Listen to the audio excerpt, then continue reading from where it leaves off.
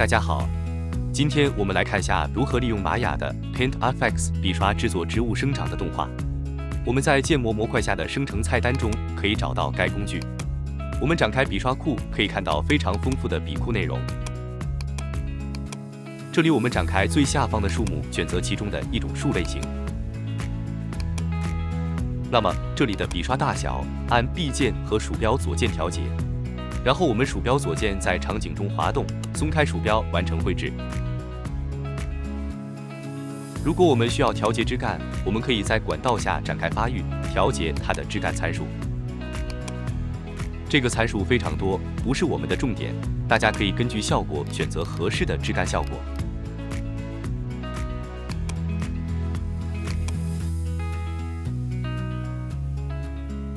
这里我们展开流动动画效果，适当的增加流动速度。这里我们把动画长度设置为300帧。我们播放动画可以看到树木已经具备流动效果。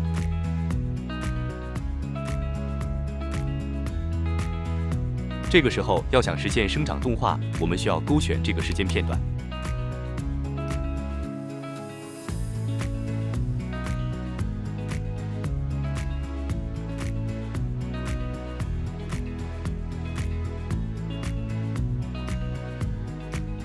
这样我们的生长动画就做好了。那么这里之所以是细线，是因为当前处于模拟形态。确定符合要求后，我们可以在修改菜单下选择将笔刷转换为多边形。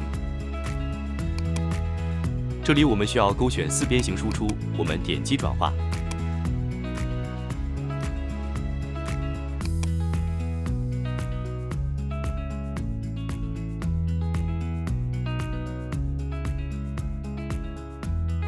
这样我们树木生长动画就比较完美了。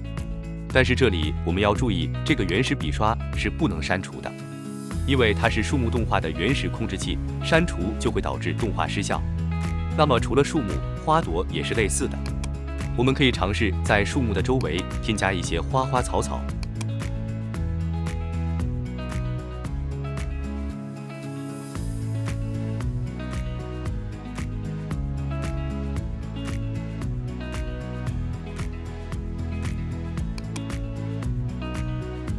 如果花视觉上感觉很单薄，我们可以使用全局缩放功能。接着，我们展开它的流动动画属性，设置流动值，然后勾选时间片段。那么，经过我的实际测试，有的时候生长动画并不起作用。这个时候，我们可以在流动值上右键设置关键帧，这样这个花朵的生长动画就开始工作了。一样的，我们选择将花朵笔刷转换为多边形。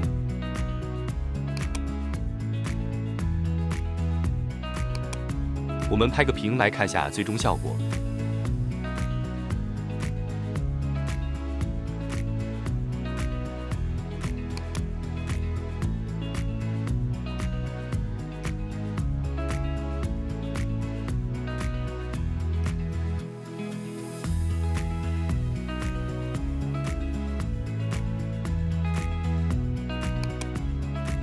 另外，如果我们觉得这个变化太大了，我们可以在管道下展开特性扰动。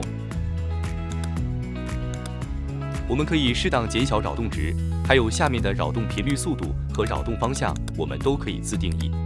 那么这个玛雅自带的生长动画其实还是挺有意思的。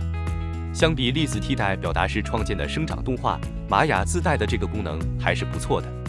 好了，今天的视频就到这里。想学习更多动画，可以关注我的频道。我们下期再见。